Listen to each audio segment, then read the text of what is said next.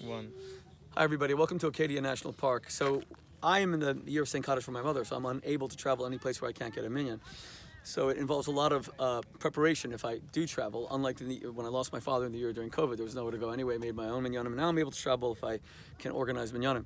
So we just had the most amazing experience of being with Robert Kennedy Jr., who's running for the presidency of the United States. You know I don't endorse candidates, but he's a very good friend, and he's not just to me, but especially to the world Jewish community and to the state of Israel. He's been the most pro-Israel candidate in terms of policy and public utterances in this election cycle, and perhaps even in 2 decades, certainly from the Democratic Party.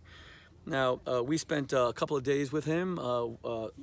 Leading members of AIPAC, other national Jewish organizations also participated. We spoke about Israel policy. We also spoke about the kind of demonization that Israel undergoes, and Bobby has become a phenomenal defender, someone pushing back against all of those lies, that libel and that defamation. We now find ourselves probably 4 or 5 hours north of Hyannisport, where the famous Kennedy compound is and was the famous the big White House where they all play touch football. Saw those places; they were incredible. Even had the honor of briefly meeting Ethel Kennedy, who was alive, thank God. She, the famous widow of Robert Kennedy, widowed at 38 when a Palestinian terrorist, a domestic terrorist named Sirhan, gunned her husband down in the Ambassador Hotel, where my mother would later work in the Union Pacific Bank.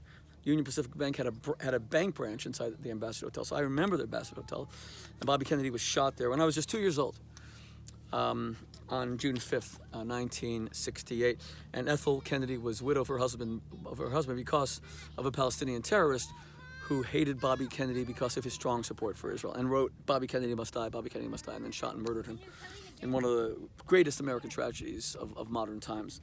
But to see, Ethel's children, meet many of them, that was a great honor, and the Kennedy family are so storied, so legendary. But Bobby especially.